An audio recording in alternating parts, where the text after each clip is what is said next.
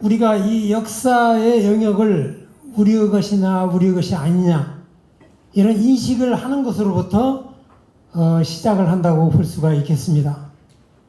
예를 들어서 아까 거란에 대한 이야기를 했는데, 거란은 거란의 소배압이 993년에 서희 장군과 만나서 담판을 할 때 우리는 고구려의 개수국이다.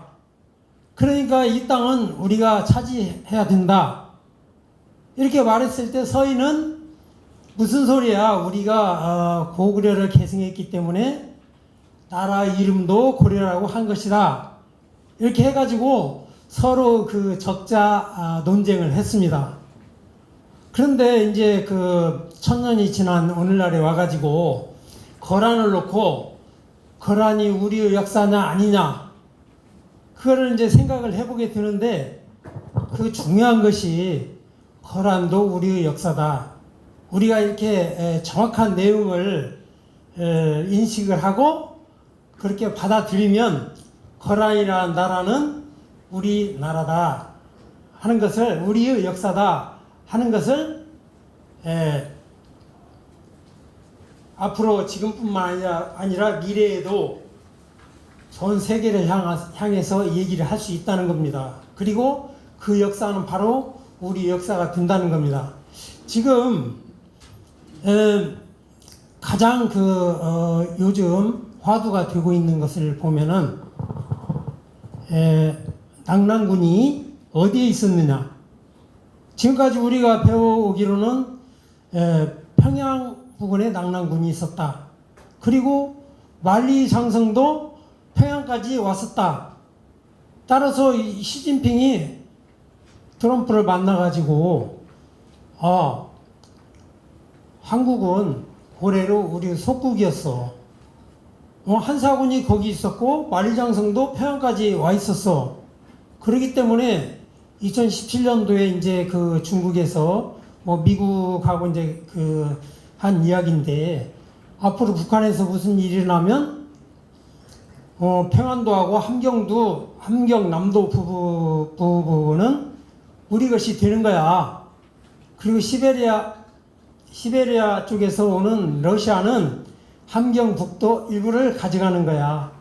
그리고 미국은 강원도 일부, 또 일본도 강원도 일부, 한국은 황해도와 평안도 남쪽 일부를 가지게 되고, 그 다음에 평양은 4개국이 통치를 하는 걸로 한다. 이렇게 작전 계획을 발표를 한 것이 아니고 누설이 됐어요. 그러면 지금 화두가 되어 있는, 그렇기 때문에 동북공정은 지금 이미 끝났습니다.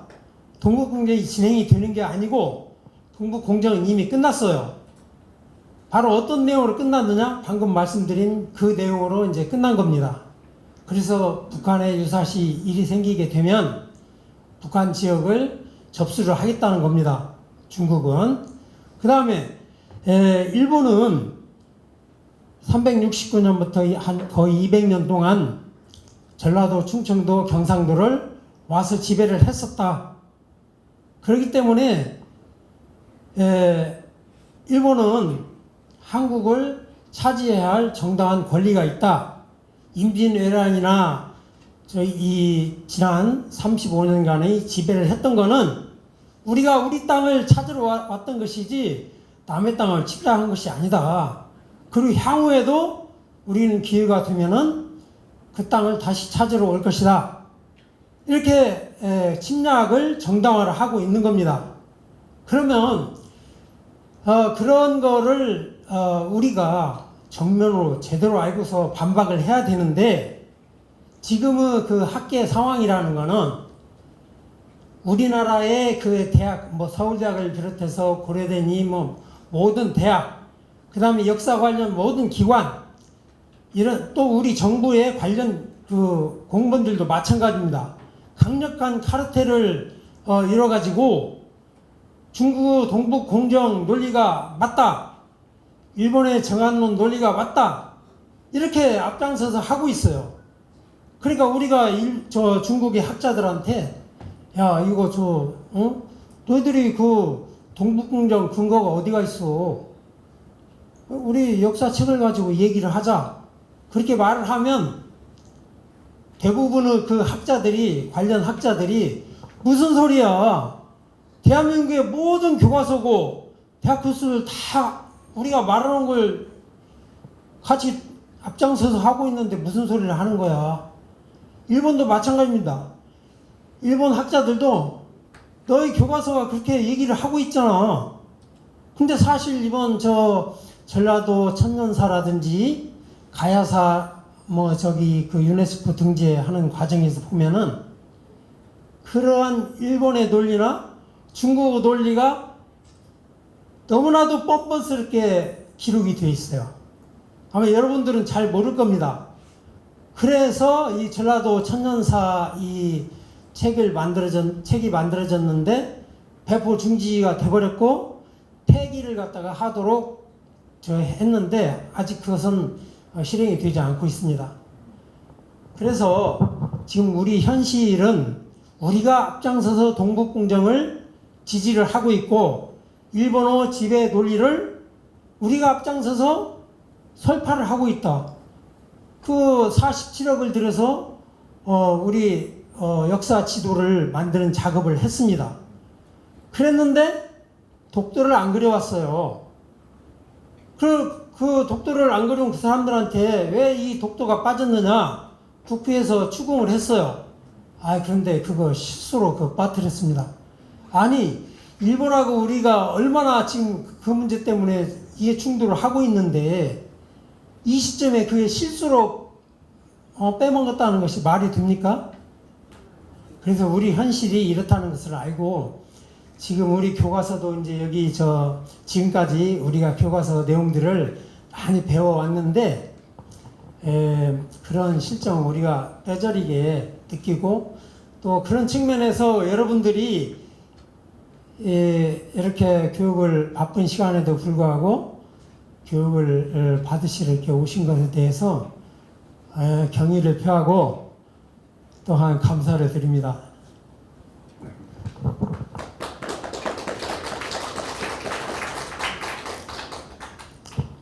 그러면은 이 PPT 내용을 보면서 좀 설명을 왜 안 나가죠? 하도록 해보겠습니다. 오늘은 고려와 조선의 북방 강역에 대해서 이제 말씀을 드리는데 고려와 조선의 북방 강역이라는 것이 선대와 딱 떨어져서 생긴 게 아니고 고려는 대신라 발해의 영역을 승계받았고 조선은 또 고려의 강역을 승계를 받았습니다. 그래서 우리가 이제 앞에서 대신라의 북방 강역이나 또 압록강이 이제 두 개의 압록강이 나오는데 그 압록강이 어떻게 다른가? 또 평양 아주 중요합니다. 평양이 어딘지 약간 이제 그 낙랑군에 대한 그 부분과 관련해서부터 굉장히 중요한 지역으로 고려에서도 역시 생각해야 될 부분이고 또 우리 역사는 가장 확실한 게 예를 들어서 낙랑군이 어디 있었느냐 그거는 BC 108년에 유만조선을 멸망을 시키고 한나라가 한사군을 두었어요. 근데 그때는 바로 한 무제 때인데 유명한 역사가 누가 있죠? 사기를 쓴 사마천이 있었죠? 사마천이 BC 145년에서 87년간의 산 사람이에요. 근데 그 한사군이 BC 108년에 생겼으니까 그 한사군의 그 사건을 정확히 보고 있었겠죠. 당대의 사람이니까. 그래서 사기의 조선열전을 보면은 그런 이제 한사군의 낙랑군 그 설치 과정이 나오는데 그 위치를 갖다가 정확히 이제 확인하는 작업이 사실 필요를 합니다. 그 다음에 이제 그 강동 육주 우리가 이제 개괄적으로 본다면 이렇게 한사군은 평양에 있었다. 근데 그것이 아니거든요. 해양이 아니고 사실은 북경 옆에 있었어요. 그 다음에 이제 두 번째, 신라의 강역이 어디에 있었냐? 통일신라 강역이 대동강에서 원선만 사이 밑으로 통일 결과가 그거였다고 우리가 그렇게 배워왔어요. 그런데 통일 전에도 신라가 저기 함경북도 함춘왕 순수비를 갖다가 이렇게 세우기까지 할 정도로 위로 올라갔는데 통일을 한 다음에는 아래로 쪼그라들었다? 이해가 안 되죠? 그 다음에 강동 육주는 압록강 남쪽 평안도, 평안북도 서안에 있었다고 배웠어요. 고리가 통일해가지고 강동 육주를 확보를 해서 압록강까지 갔고 그 후에 윤관이 구성을 쌓으면서 함경 북도 일부까지 이렇게 올라갔다. 이렇게 이제 우리가 배워왔는데 이것도 완전한 역사 기술에 없는 완전한 사기입니다. 그 다음에 윤관 구성도 우리 조선시대 학자들은 길주에 있었다. 그런데 이제 일본 놈들은 그보다도 길주도 많이 올라간 거야. 그 밑에 있었던 거야. 길주까지도 가지를 못했어. 그랬는데 우리 해방된 주에 우리 역사 사료를 보니까 동암강 북쪽 700리에 선춘령이 있다고 그러는데 무슨 소리야?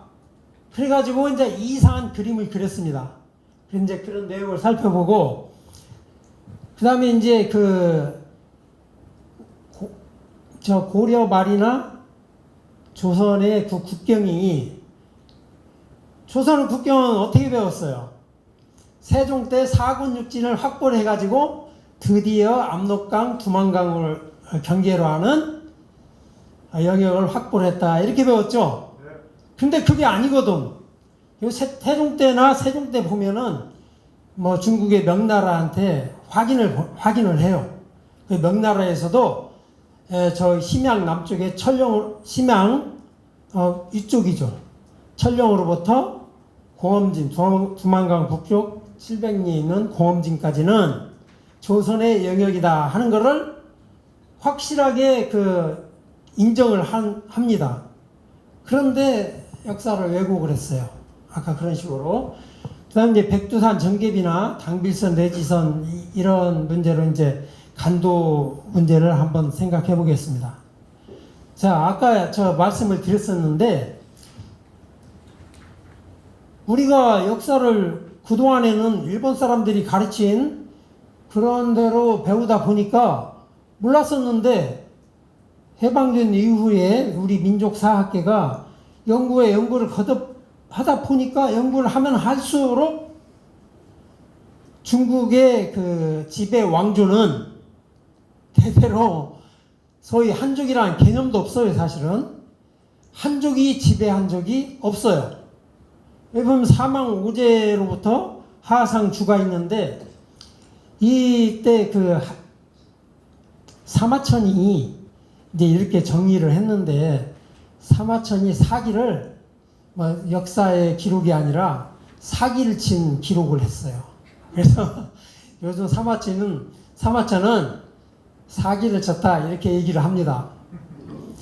다른 부분보다도 우리 한국 상고사에 대해서. 그래서 이제 보면은 여기 그래서 제가 정리를 해봤습니다. 이거 하나라, 상나라, 주나라 다 이 한족이 없어요. 전부 이족입니다. 그 진나라도 역시 동이족의 서용이고 한나라도 묘족, 남만, 만이족이고 그로부터 수나라는 당나라 선비족, 요나라는 거란족, 송나라도 돌궐족이고 금나라 여진족, 원나라 몽골족, 명나라는 회족이고 청나라는 여진족입니다. 중국의 주요 역사에서 한족이 통치의 주체가 된 적이 없다고 보시면 됩니다. 이거는 제 주장이 아니고 많은 연구를 통해서 나온 지금까지 결과입니다. 그런데 이제 이거는 지금 아까 이제 대충 대강을 말씀드렸는데 삼국 통일 이전에 신라가 차지했던 영역입니다. 그런데 이게 저기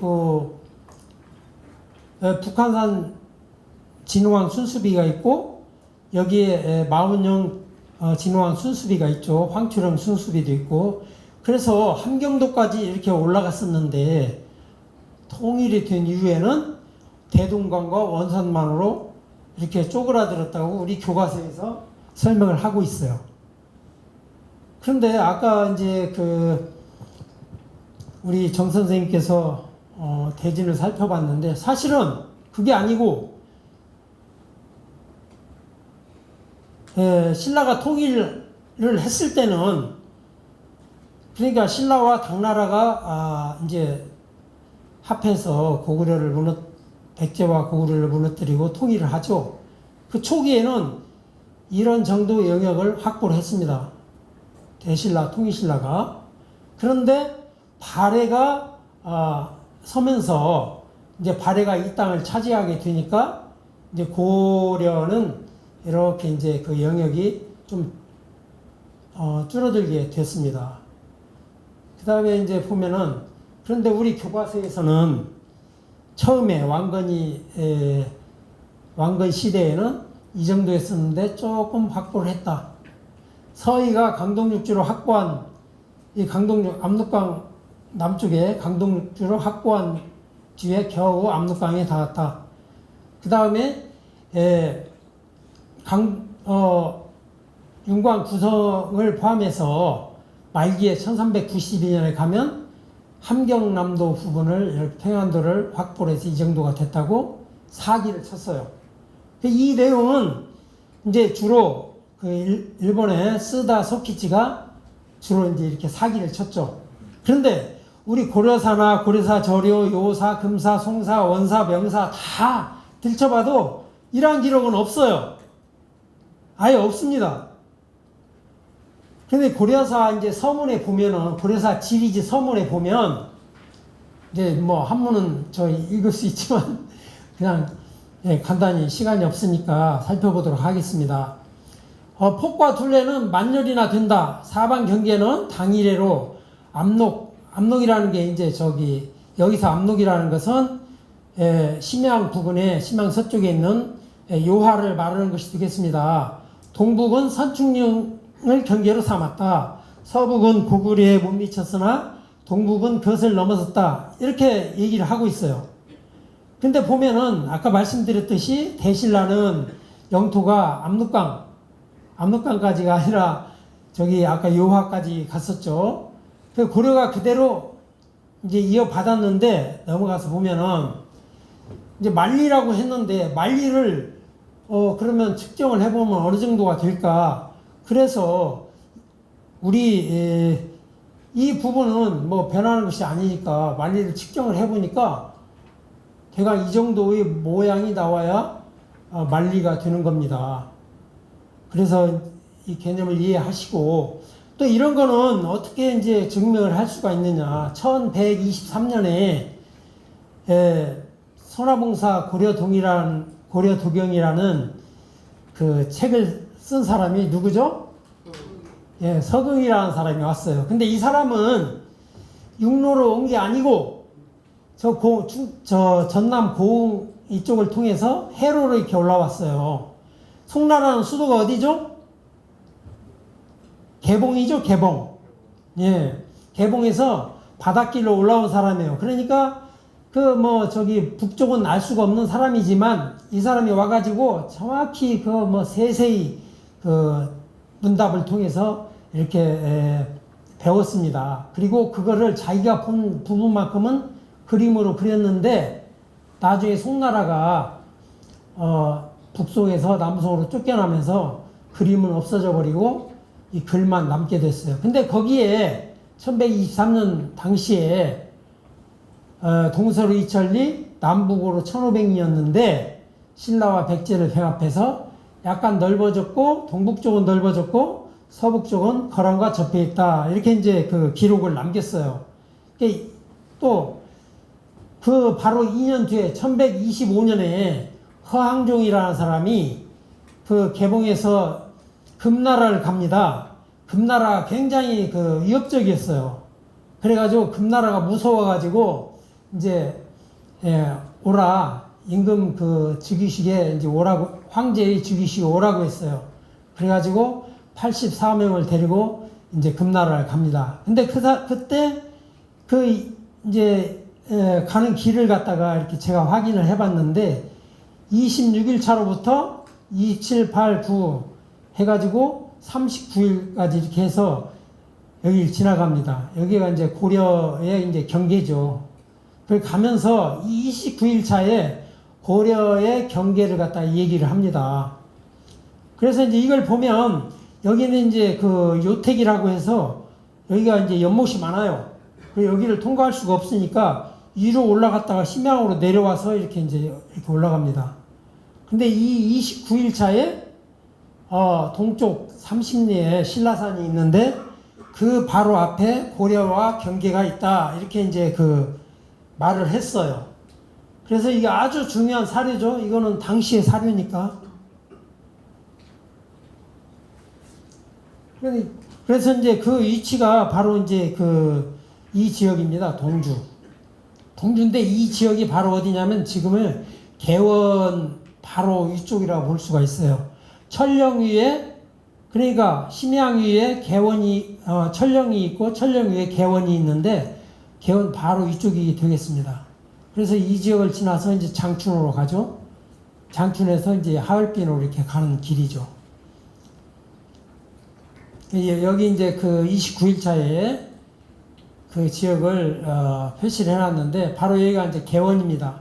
개원인데 29일 차에 이 지역에서 보는데 여기가 길림합달령이라고 하는 산맥이에요. 이 산이 병풍처럼 쫙 장춘까지 뻗쳐 있어요. 그리고 그 바로 동쪽에는 긴 강이 있어요. 근데 지금은 여기 한 15km의 그 호수라고 할까요? 댐을 막아놨기 때문에 이제 물이 한 15km가 있죠. 그래서 여기가 아주 그 좋은 뭐 방패가 되겠죠. 그래서 여기가 이제 고려와 거란의 경계가 되었다 하는 것을 보여주는 것이고, 이제 요사의 기록을 보면 요사에도 이 압록강 동쪽 수백 리 땅을 주었다. 여기 이제 성종은 거란도 이 성인성자 성종이고 또 고려는 이룰성자 성종이에요. 그래 이제 985년 93년이니까 소배합이 쳐들어오기 8년 전에 이제 그 고려를 쳐들어오려고 각도에다가 무기를 갖다가 준비를 해가지고 동쪽으로 고려를 정복할 준비를 해라. 그 11년이니까 이제 8년 993년이죠. 고려에서는 왕치가 이제 고려에서는 왕치가 박양유를 보내가지고 우리가 잘못했다. 그 무슨 얘기냐면은 첫째는 고려가 송나라하고 교통을 하는데 984년에 광종 때 그 고려와 송나라 아까 그 요택이 있었죠. 그 지역을 고려가 확보를 해요. 그래가지고 거기다 성을 쌉니다. 그리고서 송과 고려가 교통을 하니까 거란은 그게 싫었어요. 싫어가지고 야 우리 형인 우리하고는 저기 교통을 않고 왜 송나라하고 교통을 하느냐. 거기다가 고려가 그 연결되는 부분을 갖다가 땅을 빼앗으니까 이 거란으로서 화가 났어요. 그래서 그 땅을 뺏고 싶었어요. 그래가지고 그 땅을 내놓으라고 하니까 고려에서 줄 리가 없죠. 그래가지고 이제 그 땅을 뺏으려고 이제 쳐들어온 거예요. 그래 이제 서희하고談判을 하는데 고려 조정에서는 야 이거 차라리 항복을 하고 우리가 싸움을 하지 말자. 그 땅을 줘버리자. 그러니까 지금 이제 좀 이따 얘기할 강동 6주입니다. 그 땅 줘버리고 우리 싸우지 말자. 근데 사실은 그 땅은 여진족이 차지를 해가지고 고려나 거란이 사실 지배를 한 땅은 아니었어요. 그리고 그 땅을 보면 별로 뭐 좋은 땅은 아닙니다. 지금은 좀 다르지만. 그래가지고 이제 땅을 달라고 하니까 안 줬어요. 안 주고, 그러면 송나라하고 교통을 하지 말아라. 근데 그것도 안 했어요. 그럼 우리하고도 그 못지않게 교통을 해야 될 거 아니냐. 그런데 오히려 말도 거란에서 말을 보냈는데 말도 저기 다리에다 묶어가지고 굶어 죽여버렸어요. 그러니까 거란은 하고는 이제 통교를 안 한 겁니다. 926년에 발해를 갖다 망하게 하죠. 이제 뭐 그런 갈등이 있었어요. 아무튼 그러니까 이제 그 993년에 박양희를 보내가지고 야 우리가 잘못했다. 우리가 앞으로 잘 하도록 하겠다 하니까 이제 고려에서 거란에서 이 강동 6주를 갖다가 주게 된 거예요. 전쟁을 하지 말고 네가 그렇게 잘한다니까 그럼 그렇게 하자 해가지고 강동 6주를 양보를 한 겁니다. 그러니까 이제 여기서 보면은 요나라하고 고려의 경계에는 압록강 지금의 요하가 있었다는 것을 증명을 하는 거고, 금나라도 보면은 고려국왕 왕해가 그 땅을 왕해가 압록강 동쪽을 차지하고 있는데 갈라로 이남의 땅이다. 그리고 동남에 이르러서는 동쪽과 남쪽은 바다에 접해 있다. 이렇게 얘기를 했어요. 이걸로 봐도 여기 보면 압록강 이동이잖아요. 그러니까 그 당시에는 금나라가 이제 그 지역을 이제 확보를 하고 있었는데 그 압록강 동쪽에는 고려가 있었다는 것을 얘기를 하고 있어요. 이걸로 봐도 그 요하, 지금의 요하 동쪽까지가 고려의 영역이었다는 것을 보여주는 겁니다. 그래서 이제 이 일본의 쓰다 소키치가 이제 조선사 편수에서 조선사를 편찬을 하면서 강동육주가 이 지역이었다고 이렇게 했는데, 아까 말씀드렸듯이 그 싸움을 했던 장소나 또 이 기록을 보면 여기에서 따는 기록이 어디에도 없어요. 완전한 거짓말입니다. 왜곡입니다. 이제 성경통지라고 하는 지리지는 1684년에 청나라에서 만든 지리지예요. 근데 이 지리지는 이 성경이라는 곳이 이제 바로 심양인데 아주 자세하게 그 역사적인 내용을 기록한 이 책입니다. 근데 여기에서도 평양은 지금의 압록강 동쪽에 있다. 이 이야기는 바로 이제 요양을 얘기하는 건데, 다음을 보면은 성경통지에서 얘기하는 게 이제 요양이 평양입니다.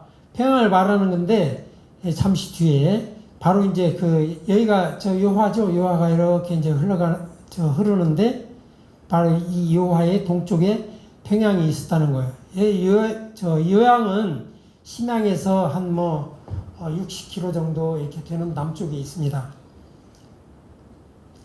그런데 이제 대명일통지 명나라에서 1461년에 편찬한 지리지인데 여기도 보면은 정확히 설명을 해놨어요.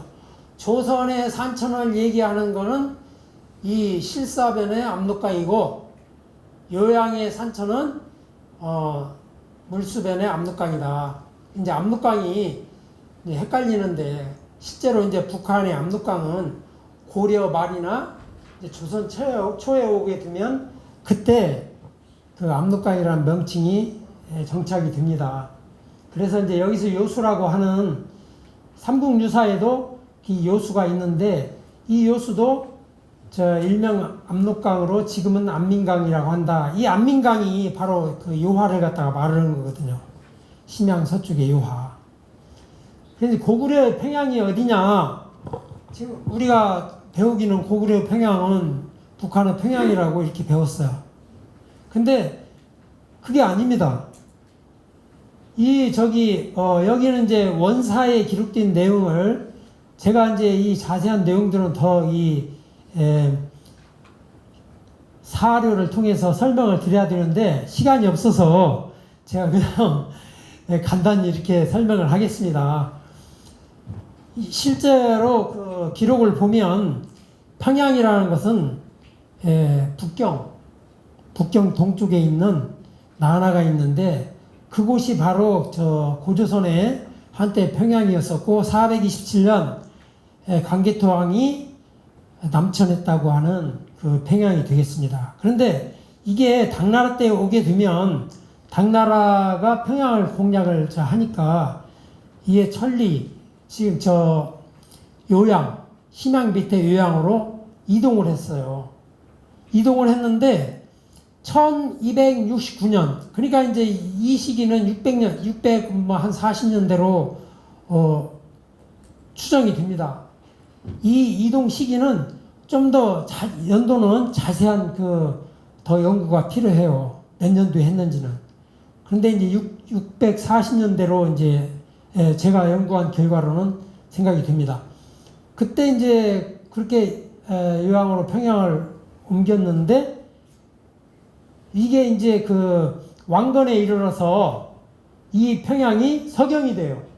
그러니까 고려의 서경이라는 게 북한 평양이 아니고 이 요양을 말하는 겁니다.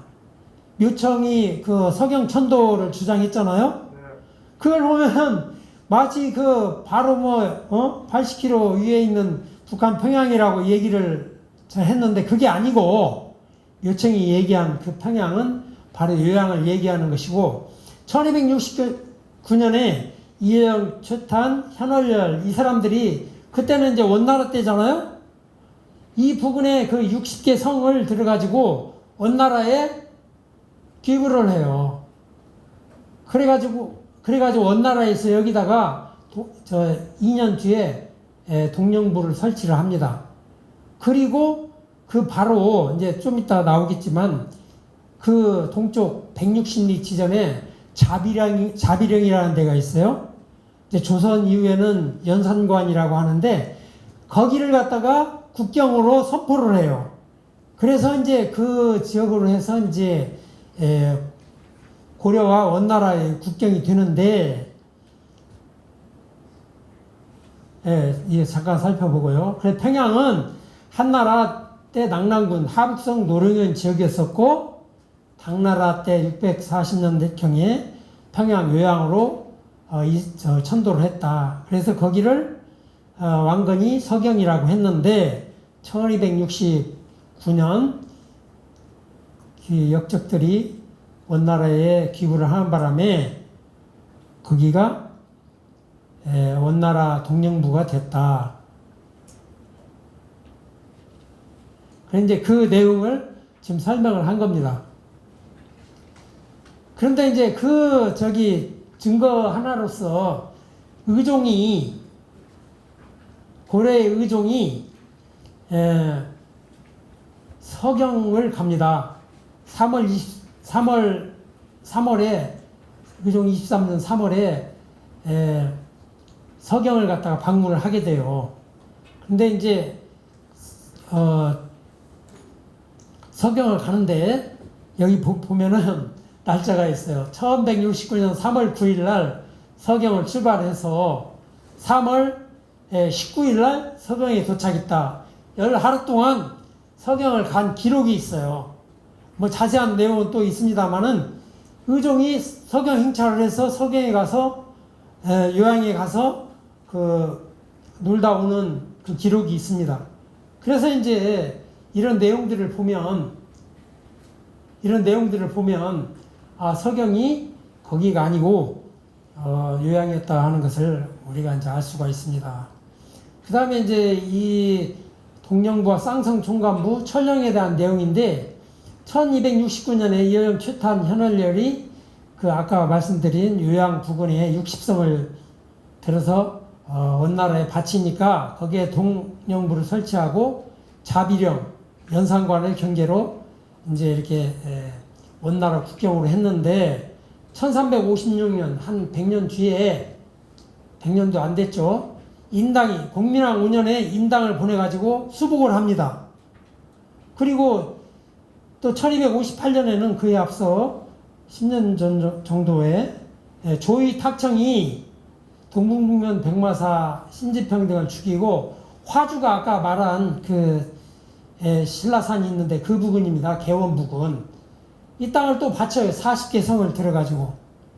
그러니까 몽골에서 원나라에서 쌍성 총관부를 거기다 설치를 해요.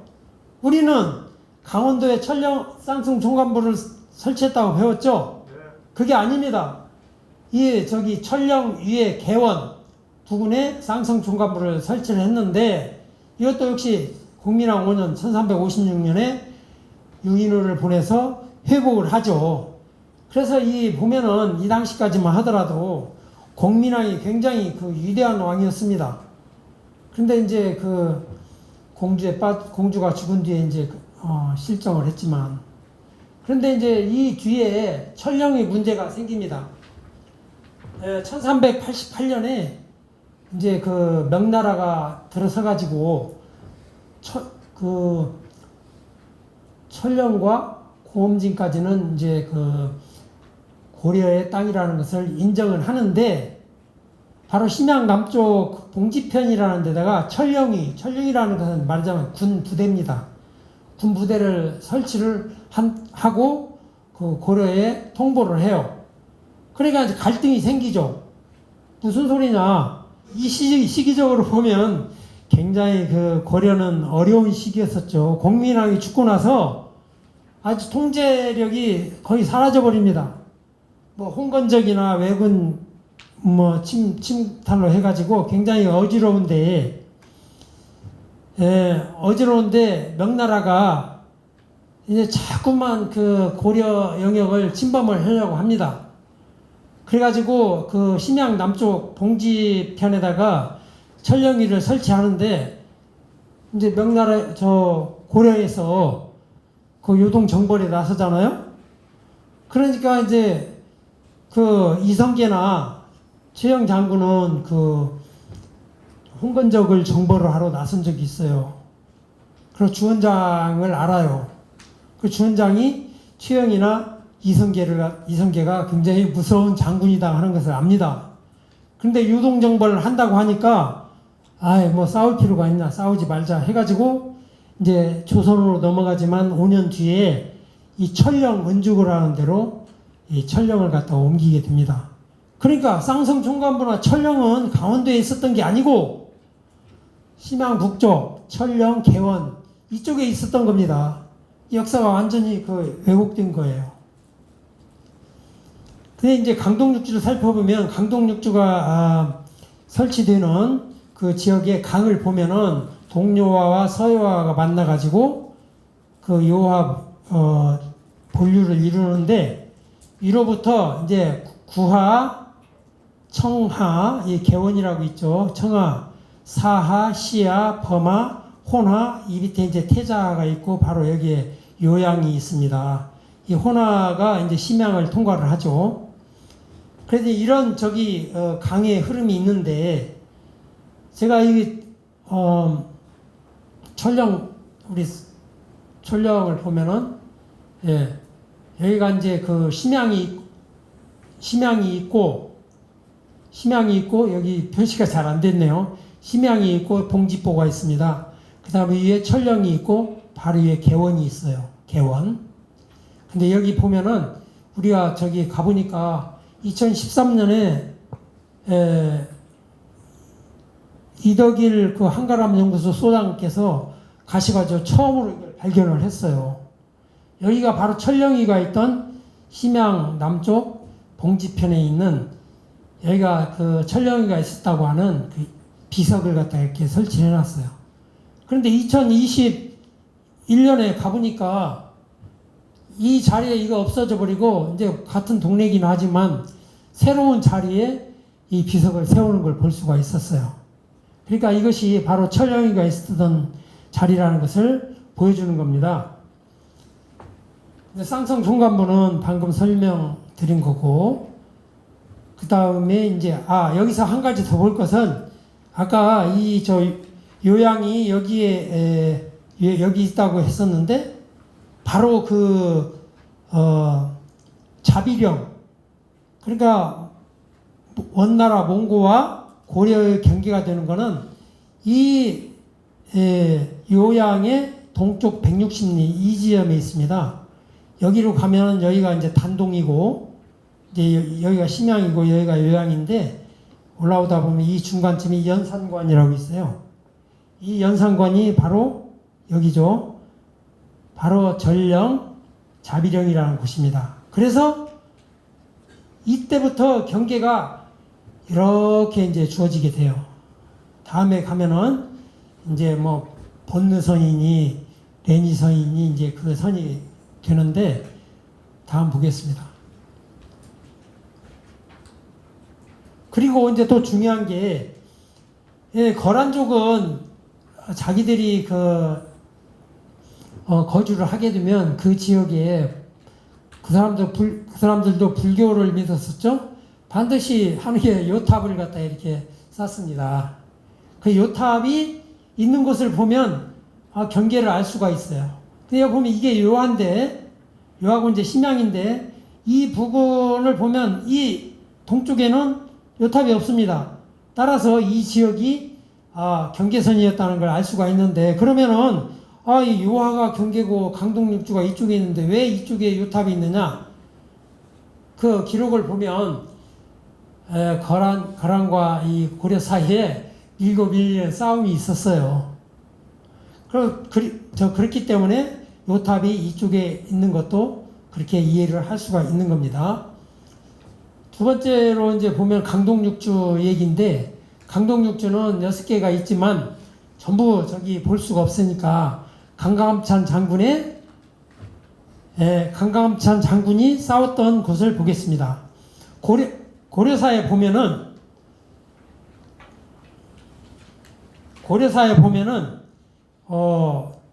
귀주는 정주라고도 돼 있어요. 근데 이 귀주에서 강감찬이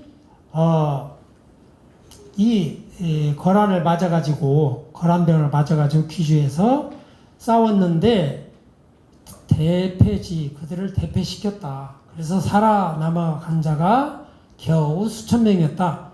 이렇게 이제 기록이 있죠. 그런데 동시에 요사의 기록을 보면 같은 시기입니다. 같은 시기에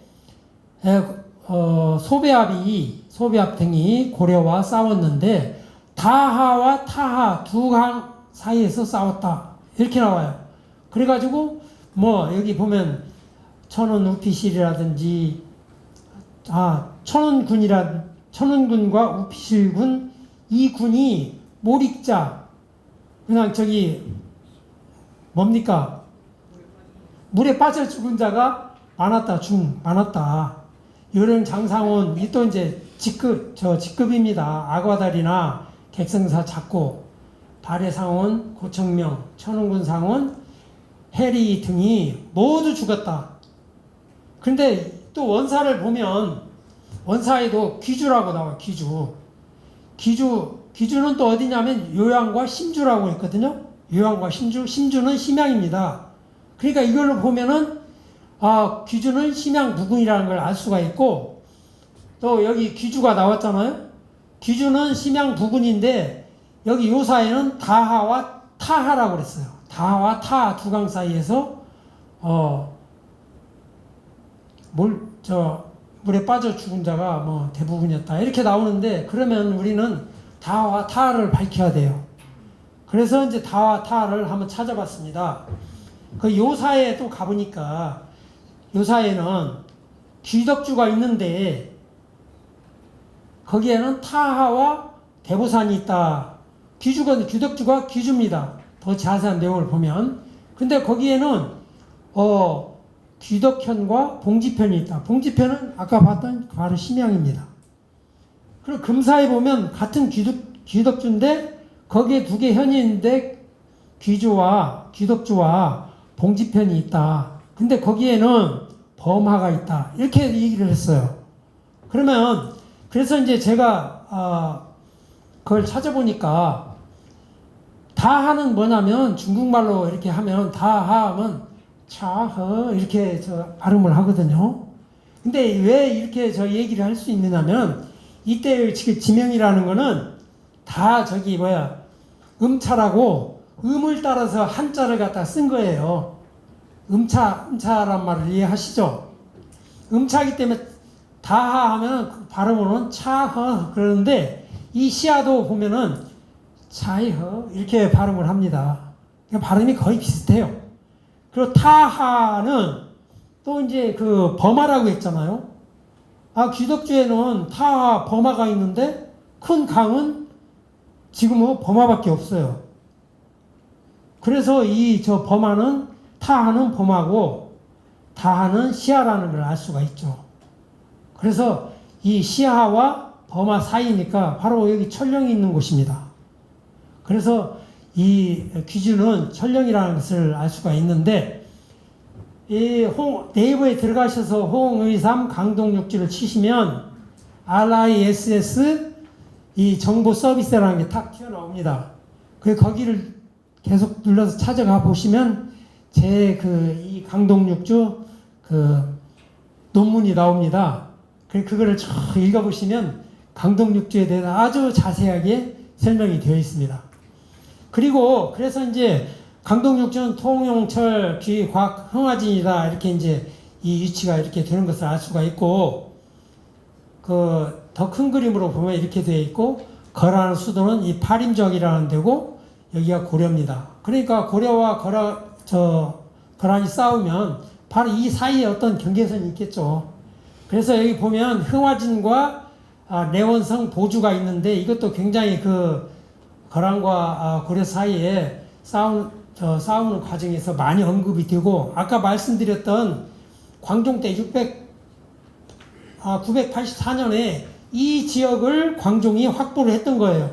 그 고려와 송나라가 통교를 하니까 거란이 야 여기 내놓아 우리한테 그리고 통교하지 마. 그래서 서희가 저기 그 임금한테 다 이 땅을 내주자고 할 때 사실은 거란이 요구하는 건 이 땅입니다. 이 땅을 요구하는 게 아닙니다. 내가 단판을 지어서 이 땅을 찾도록 하겠습니다. 하고서 이 땅을 찾았는데 이 땅을 줬다는 말은 없어요. 그런데 신기하게도 그 이후에 여기에 대한 언급이 하나도 없어요. 그래서 제가 볼 때는 지금 저 연구 중인데 서희와 소배합이 딜을 한 것이 아닌가. 이 땅 주고 이 땅 뭐 한 것이 아닌가. 근데 나중에 보면은 이 땅은 거란이 차지했어요. 결국은. 그래서 이제 그건 하나의 그 연구 과제입니다. 그리고 이제 간단히 이제 뭐 보겠습니다. 아까 봤던 우리 조선 한백겸은 여기에 이제 비석을 하나 찾아가지고 이게 고엄진 선춘령비다 이렇게 얘기를 했어요. 그래가지고 여기가 고엄진이다. 고엄진 선춘령 강동육지안에 윤광구성을 쌓았던 곳이다 이렇게 주장을 했는데 나중에 1929년에 그 최남선이 가서 이렇게 살펴보니까 그거는 선춘령 비가 아니고 진왕 순수비라는 것을 확인을 했어요.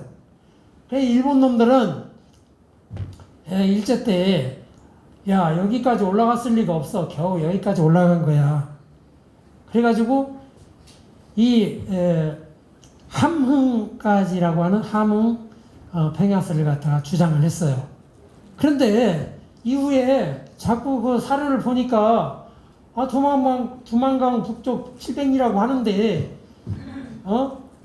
여길 리가 있느냐 확실하게 이쪽이다 해가지고 그림을 갖다 이렇게 하고 윤관 장군이 이렇게 이 방향으로 진군을 해갔다 이렇게 이제 그 얘기를 했는데 제가 간단히 아이고 시간이 자꾸 가는데 마음이 급하네요. 그 사료를 보면 거기가 아니고 윤관 장군이 장춘이 있죠. 장춘역 고려사 그 열전 권제9 제신 윤관편을 보면은 장춘역에서 집결을 해가지고 훈련을 한 다음에 동쪽으로 진격을 해서 구성을 쌓았다 이렇게. 그런데 그때 이 서경의 임금으로부터 부월 옛날에는 그 전쟁 뭐 명령을 하면 뭘 주죠? 도끼를 줍니다. 도끼. 지금은 뭘 주죠? 장군도를 주죠. 그래서 이제 그 부호를 갖다가 보내가지고 여기서 진군을 합니다. 그래가지고 이제 그 보면은 이쪽으로 진군을 하는데 그 많은 학자들이 연구를 했어요. 여기서 이렇게 진군해 가니까 금나라 수도는 여기니까 여기에 금나라 군대들이 있죠. 그래서 여기를 막으면은 금나라를 막을 수 있다. 그러니까 구성은 이렇게 있을 것이다. 아니야. 여기를 막았을 거야. 여기 강이 있습니다. 이 강을 중심으로 막았을 거야. 아니야. 거기가 아니라 여기를 막으면 이쪽에서 오는 저 군사도 막을 수 있으니까 여기일 거야. 이렇게 여러 가지 그 설을 가지고 연구를 했는데 결국은 이제 보면은 그 세종실록 지리지나 신증 동국여지 승남 용비어천가 이런 걸 보면은 여기에 대한 언급을 해놨어요. 언급을 해놨는데 그 지역이 어디냐면은 바로 이제 이 지역입니다. 이 지역에 그 설치를 했다는 거예요. 그래서 그 지역을 상세히 보면은 이제 남쪽에서는 이 소화강이 이렇게 흘러가요. 그 북쪽에서는 속평강이 이렇게 흘러 내려옵니다. 그래가지고 수분화를 이루어가지고 여기 거양성이 있는데 거양성으로 흘러서 이제 이렇게 빠져나가는데 여기 보면 여기 그 속평강과 소화강이 이렇게 만나기 바로 전에 여기가 이제 선출령이라고 하는 세종실록 지리지에 고증을 하고 있어요. 세종실록 지리지는 세종이 김종서한테 야 선출령에 비가 있다고 하는데 너희가 가서 조사를 해보고 보고를 해라 해가지고 이제 그 내용을 갖다 기록한 것인데 그 기록을 보면은 바로 여기 선출령이 있고 여기 그 저기 한 10km 후방에 고음진이 있다. 고음진에는 이제 군 부대라는 거예요. 그 여기 망을 보고 있다가 여기 비석을 세웠는데 여기서 망을 보면 여기가 훤히 이렇게 들여다 보입니다. 그래서 여기서 망을 보고 있다가 보이면은 여기에 연락을 해가지고 바로 이제 막을 수 있도록 이렇게 한다는 거죠. 그래서 이제 그 선출령 비는 이쪽에 있다. 하지만 지금 발견을 못했어요. 그래서 그걸 찾아야 할 그런 이제 과제입니다. 우리가 이제 좀 더 여유가 있으면 그쪽 답사를 해가지고 찾아야 됩니다. 그래서 선출령 비는 이제 여기에 있는 걸로 지금까지는 이렇게 알려져 있습니다. 이제 찾아야 하는 것은 우리의 숙제가 되겠습니다. 그 다음에 이제 그래서 이제 이 내용들을 읽어 보시면 그 명나라가 우리의 그걸 인정했다는 내용을 알 수가 있고 그 내용을 갖다가 인정했다는 내용을 이렇게 기록을 해놨습니다. 그래서 그 내용을 요약해 보면 지금의 그 영구라고 있어요. 영구에서 이 요하를 따라서 장춘을 따라서 목단강이라고 있는데 목단강까지를 잇는 선이 되겠다. 아까도 그 발해와 이 장춘 바로 밑에 옆에 길림시가 있는데 길림시에서 이 길림시를 두고서 대신라 통일신라하고 발해하고 막 싸우는 그런 저 기록들이 있어요. 그런 걸 보면 여기가 분명히 그 경계선이었다는 것을 우리가 잘 알 수가 있습니다. 그래 이제 그걸 보면 아까 그 자비령을 관계로 해서 원나라와 고려의 국경을 이뤘다고 하는데 그 이후에 우리가 이 쌍성 총관부나 철령 그다음에 그 요양 이런 것들을 다 탈환을 했지만 공민왕이 죽은 뒤에 장악력이 떨어져 가지고 결국은 여기를 장악을 못했어요. 그리고 원나라가 그렇게 되는 바람에 장악을 못하고 결국은 이제 청나라가 들어서면서 봉금령이 내려지죠.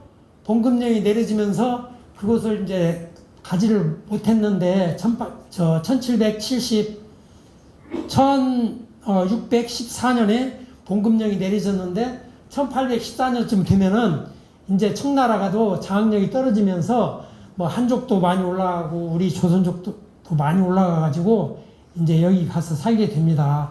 그런데 그때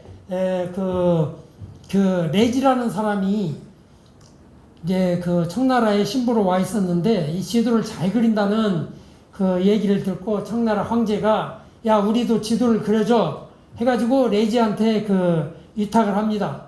그래서 레지가 이제 그때 그 상황을 고려해서 지도를 그린 것이 이 내지선이라는 거예요. 근데 이제 바로 이제 그때 또 이 본느선과 이건 이제 본느선이거든요. 본느선은 훨씬 더 이 서쪽에 이렇게 와 있죠. 그 다음에 당빌이라는 사람이 또 그림을 그렸는데 그건 조금 다르기는 하지만 어쨌든 간에 이때의 그 고려와 청나라와 조선 간의 그 경계가 여기였다는 것을 갖다 이렇게 얘기를 하고 있어요. 근데 그런데 이게 이제 남만 철도 이제 일본 놈들이 들어서면서 남만 철도 부설권하고 이 간도의 영유권을 갖다가 바꿔버리죠. 바꿔버리니까 이제 우리 그 장악력이 떨어져 버렸죠. 그래서 이제 그 일본 사람들이 이제 불법적으로 외교권을 쟁탈해가지고 이렇게 했기 때문에 그 조약은 불법이다. 그러니까 무효다. 이렇게 이제 얘기가 돼가지고 뭐 100년 내에 이의를 제기해야 된다. 이제 그런 얘기도 있었지만 국제법적으로 보면은 100년이라는 기간은 뭐 관계가 없는 거다. 그래서 이제 우리가 지금은 이제 뭐 중국이 저런 상태고 북한이 있다 보니까 그걸 못하고 있는데 향후에 이런 통일이 되고 또 이제 어떤 시기가 되면 우리 간도뿐만 아니라 고려 조선의 국경이었던 요양으로부터 이 모든 그 영역이 우리 것이라고 하는 주장을 해서 이스라엘은 2000년 뒤에 자기 땅이라고 차지하고 있잖아요. 그러니까 우리가 이런 걸 바로 알고서 이제 어떤 시기가 오면은 그런 확보할 것을 주장을 해야 되겠죠. 그래서 우리가 이런 것을 확실히 아는 것이 중요합니다.